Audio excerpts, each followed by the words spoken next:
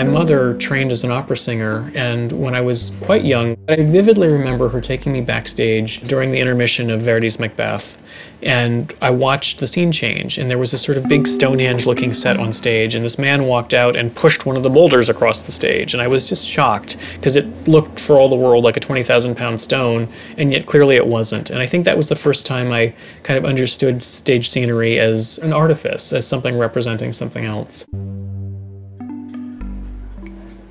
I met Hal Prince when I was getting out of graduate school, and we talked for a minute or two, and I was completely overwhelmed and terrified of him. But the next week he sent me a letter and said, "It was nice to meet you, it was nice to see your work." So Hal has always been a mentor to me that way. The first time I was really working with him, I think it took me about 6 months not to be completely terrified. You walk into his office and the entire history of the 20th century of American theater is on the wall. He either directed or produced most of it.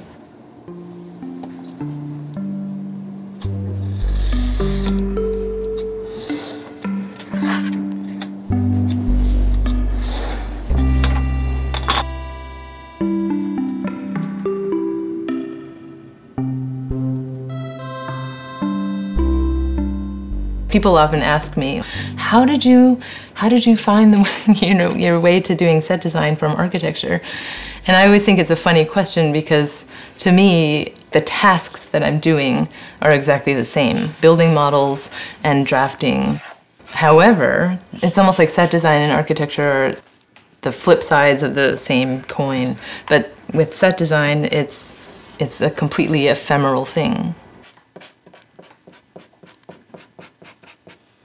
I took my first painting class my senior year of college, and after that I wanted to do a little bit more painting, and I spent a year in Italy ostensibly painting, but then making my way back to the three-dimensional world.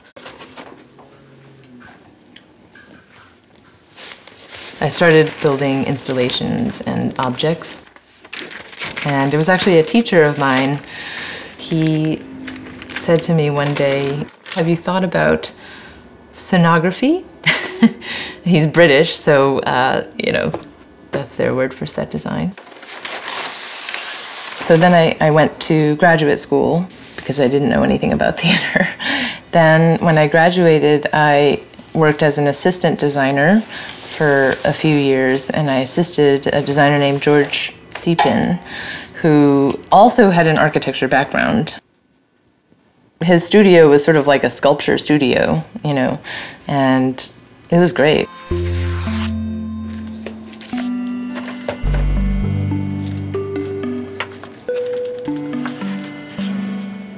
I find if I get a good concept, a good idea that really kind of encapsulates the show in a simple way, it helps me determine every other choice I need to make in the design. And everything else just kind of falls into place because it answers a question and sort of guides me through all the other visual choices that I do. And if I don't have a good concept or a good solid idea for it, that's when I get into trouble and I start thinking, well, I don't know what the answer is. I don't know whether it should be blue or red because my idea isn't strong enough.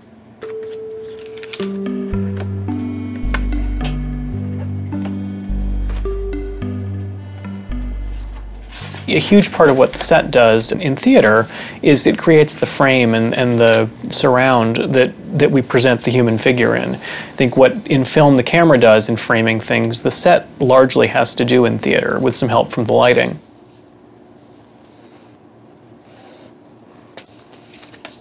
I've started thinking recently of scenery design as a transformation of space over time is kind of what I'm doing.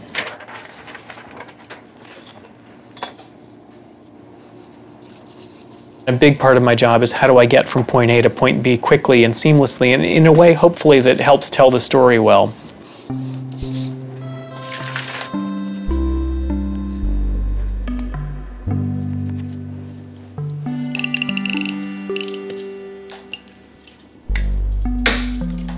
What I like to think about, actually, is like, what is the nature of the event?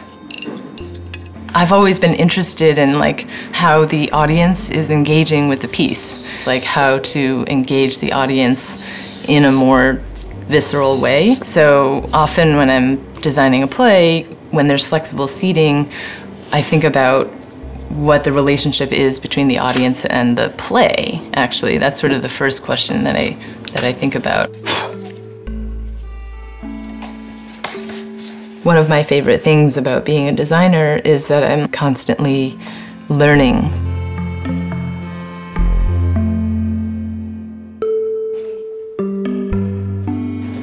When I get a play that I've been asked to design, I'll read it, and I try to read it without too much preconception of anything. I just sort of read it and see what images pop into my head. And before I spend too much time trying to figure out what the set should be, I'd sit down with the director, and I'd just like to have a good long talk with the director, or maybe several good talks with the director, to find out what they think the play is about, what they're trying to get across in our telling of the play. And I don't tend to be interested in, you know, do you think this set should be green, or do you think it should be this style, or those kind of things so much. But I want to know, what's the feel of it? Does it feel cold? Does it feel warm? Does it feel friendly? Does it feel unfriendly? If I can make a model, a sort of a rough model, but finished enough that it looks like something, and just sit it on the shelf for, you know, a week, or, you know, for a few days at least. So it's kind of there in my studio while I'm working on other things, and I kind of see it in my peripheral vision. And usually then I'll start to think, oh, well, that doesn't look quite right, or some part of it will bug me. And just by having it kind of there on the periphery, I start to catch things that I want to change about it, or the feel of it isn't quite right, the kinetic energy in it isn't quite right, and I'll start to mess with those things compositionally.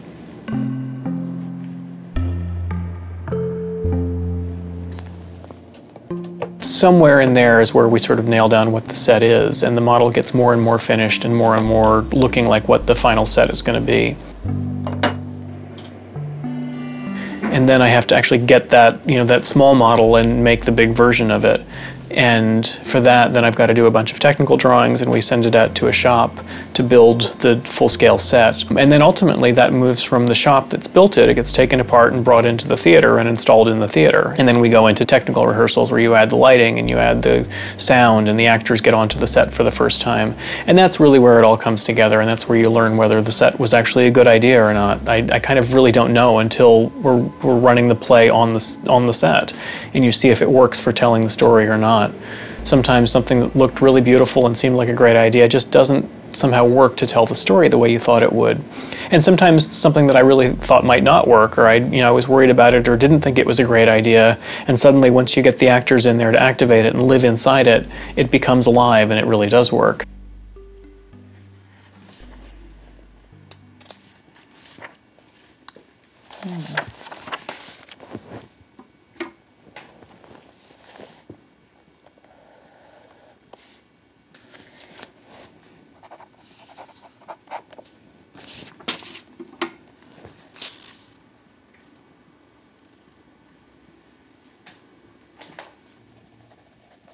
When I'm in early stages of working on a project, often it involves going to buy materials. Sometimes one of the early inspirations for a design can be a material.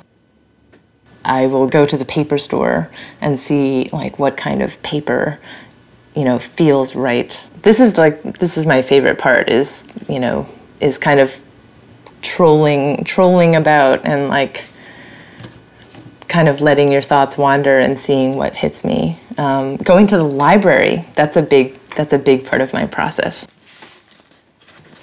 Sometimes I go and I just like wander through the aisles and just pick random books. Like sometimes you don't really know what you're looking for yet, you know. There's also this room called the Picture Collection at the Mid-Manhattan Library, which I pretty much go there at the beginning of every design process. I don't know, there's something about being in that space that is more contemplative than sitting in front of a computer. I tend to draw only as much as I need to in order to figure out the idea.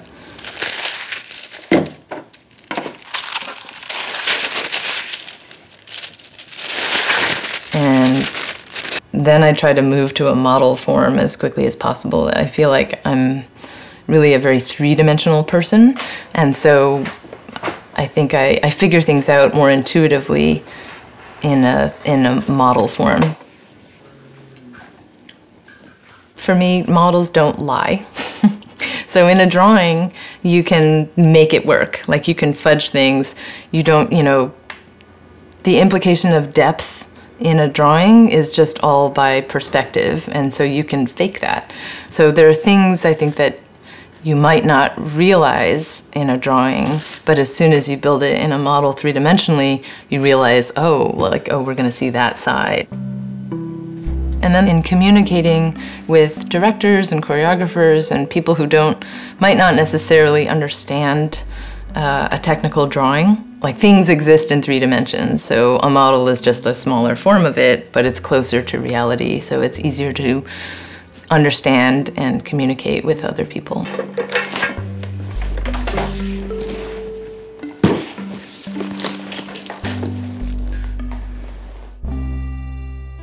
So I'm actually just getting ready to ship this model to Chicago to the theater, but I actually have built a new object that I need to look at in this model, so I need to unpack it.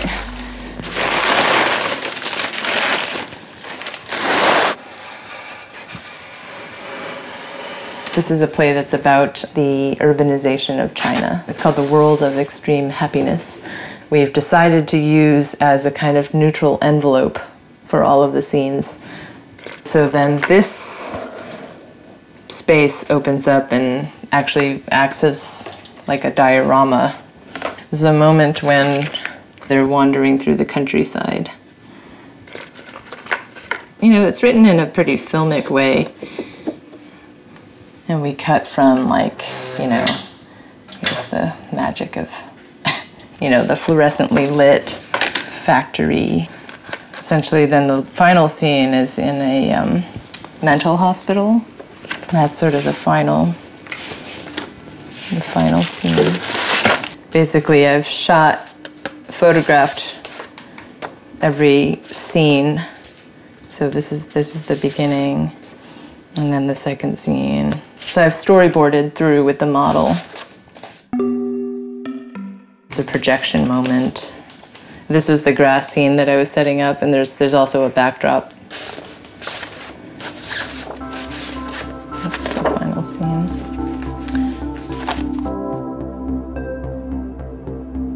The idea for Act 1 really came to me in one of those lucky eureka moments. The first draft that I read was 150 pages long. It had 50 locations in it, and all of them were very short scenes, so I had to get from one place to the next very quickly. I'd done a model of a kind of an empty backstage approach to the play, and all the different locations would be, you know, an actor drags out a chair and suddenly we're in an office, and they bring out a desk and we're in a different place. I was going to show to James Lapine, the director, and the night before that meeting, I had this kind of nagging feeling that the idea just wasn't good enough. But suddenly I said, wait a minute, no, instead of doing this empty bare stage, let me do a great big turning thing that has a multiple level thing on it. And each one of those locations had a little cubby hole on stage that it existed in. And the set would turn and you play a space here or a space here or a space up here. And a lot of the needs of the play were difficult and were sort of answered by that kind of a design. So we had the sort of the fancy set for George Kaufman's townhouse, and the not-so-fancy tenement where Moss Hart grew up with a stairwell leading up to the roof, and all the laundry in the backyard. And the theater here, which the curtain came in and out, and we played lots of different theater scenes here, and there was a whole audience up in the balcony sometimes, and an audience in the box.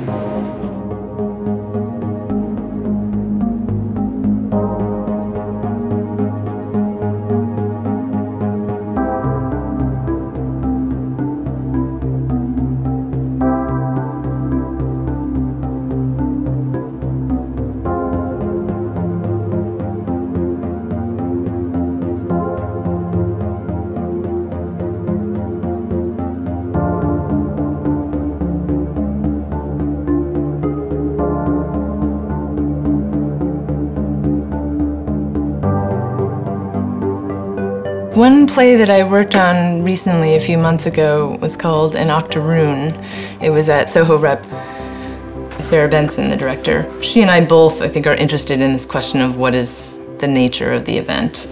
We started talking about it, like, maybe as in more of a performance art context, as opposed to a theater context. And the reason for that was because we really wanted the audience to not be able to sit back and like hold this piece at a distance, like as a historical piece. Like, this is not something, you know, we're living in a post-racial society and we don't need to think about that anymore. We wanted it to be like actually like the audience like physically and viscerally affected by the production. The wall that you see when you're coming in, 14-foot high wall, would fall towards the audience. And when that happens, like the gust of air that's, you know, blowing out the audience is quite immense. SOHO Rep is a tiny theater. It's got 70 seats, and the audience was literally 5 feet away from where the wall landed. And it reveals 2 women dressed as 19th century slaves, knee-deep in a sea of cotton balls. The next scene in the play is that we're in a plantation, and I didn't want to depict any sort of realistic architecture. You know, it wanted to be, you know, sort of abstract in a way. When I'm dealing with sort of more realistic things, who the characters are that inhabit that space becomes very important. And in that sense, you kind of have to put yourself into the mind of the character, you know, as much as you can. And it is, I guess, almost like acting, or, you know, sort of thinking through what would the character do, what would they choose. If it's a sort of a talky play where people are just sitting around, then I need to provide chairs and things for them to sit on, and sort of focus areas around the set that will draw an actor over here or over here to help with the staging, and give the director a reason to make a person walk from this side of the stage to the other, so it's not just a random movement, but it's motivated in some way by something that's existing on the set. My aesthetic bent is definitely not realism. I feel like the reason that we do theater is to be able to see something different, and see something differently. This is for the dance piece to the Schubert music, and the idea is that we're going to make a forest of trees out of string. I would say that my favorite things to do are generally a little bit more abstract and sculptural.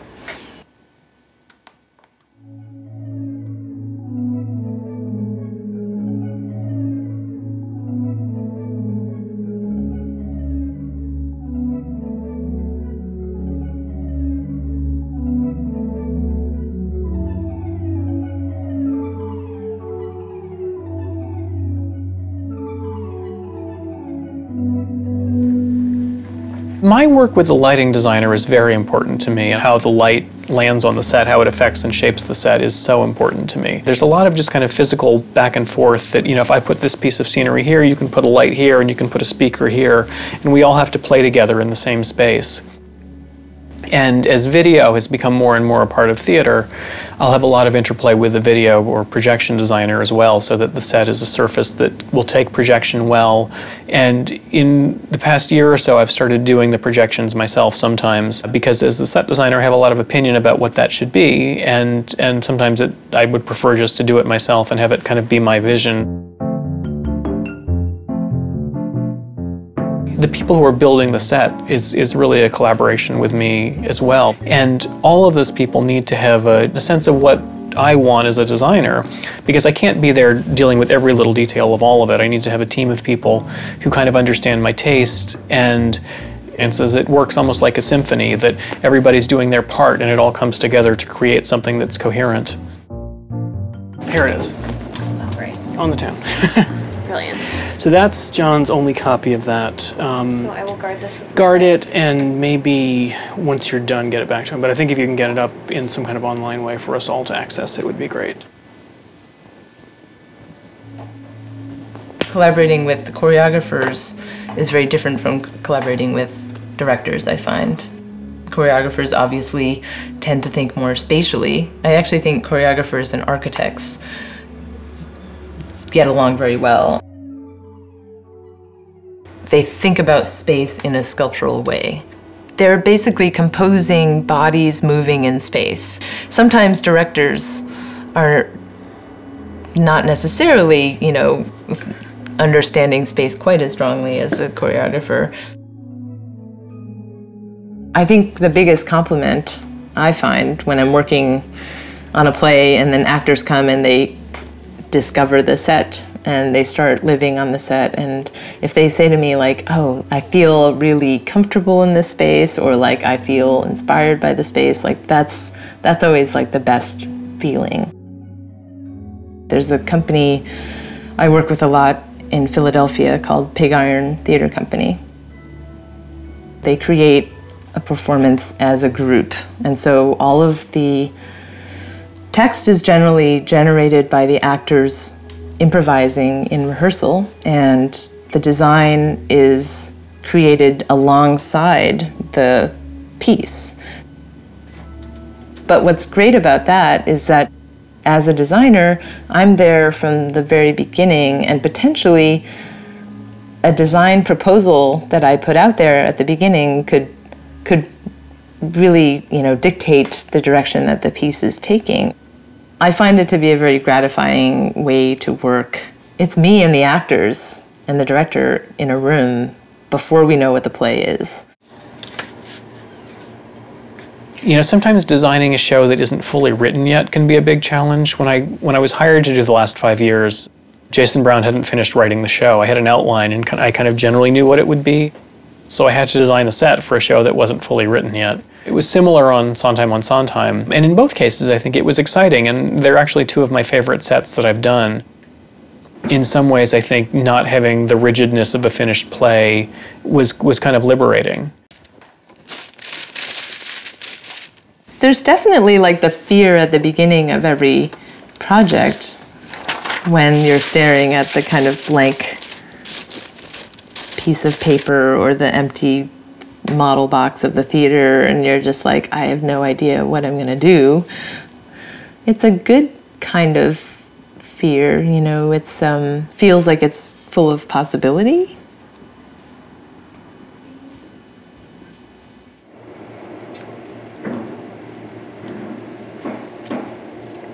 My real nervousness is that sort of jump from the small scale to the big and putting the people into it. And as much as I have some expertise doing it, or I've done it a lot of times, I'm nervous every time. You never know for sure until you see the big thing. If what looked good this big is really going to look good this big.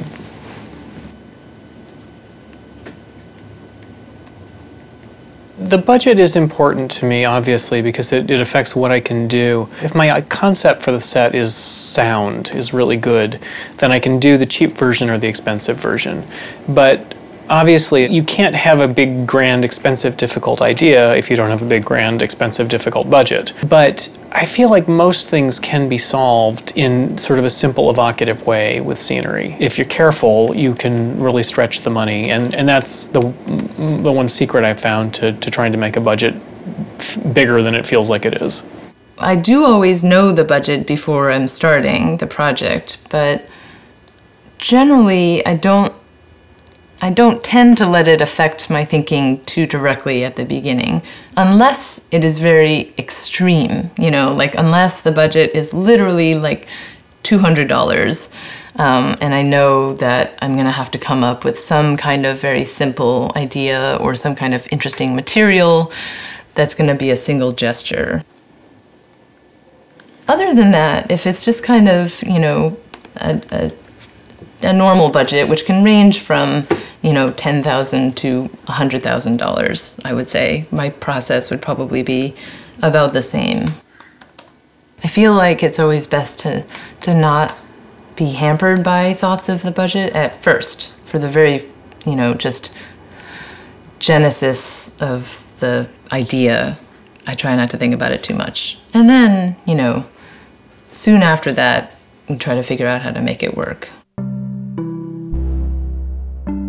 Theater, I fear, is an inherently not very eco-friendly art form. Sets tend to be thrown away at the end of a production. I think everybody tries to be sustainable about it, and I do try to save stuff. And it was interesting working at Lincoln Center recently. Almost all the props for the show were things that we pulled out of storage. Either Lincoln Center had them in storage or some other theater did, and we borrowed them and used them. But scenery inherently, because it's kind of a custom-made thing for a particular production used in a particular way, a lot of it gets thrown away, and I always feel bad about it, and I don't know the answer to it. You would need enormous warehouse space to try to save all that stuff.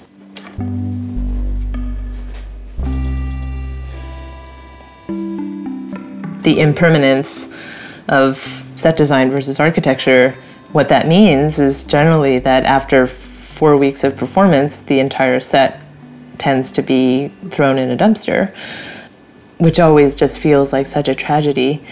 I have a hard time throwing anything away. I think this is maybe the curse of the designers. Like every little thing is like potentially useful. I'm like, oh, well, that could come in handy someday, or, you know. So I tend to keep things and try to reuse things as much as possible. Maybe this is also coming from architecture, where like I'm very interested in using real materials. I'd rather use a real material than have a painted version of it. It's kind of a struggle sometimes, because sometimes it's much more practical to fake it. By the time an audience shows up, I kind of know what I think of the thing, usually. And, you know, and I'm interested what other people think of it too, but if I don't like it, even if everybody else loves it, I'm kind of disgruntled about the project. You know, and there have been other times where I did a set, maybe I did it quickly, or maybe the director pushed me to do something I didn't want to do, and I'm just not satisfied with it in the end. And I feel like if I really love it, even if everybody else hates it, it was still worth it to me.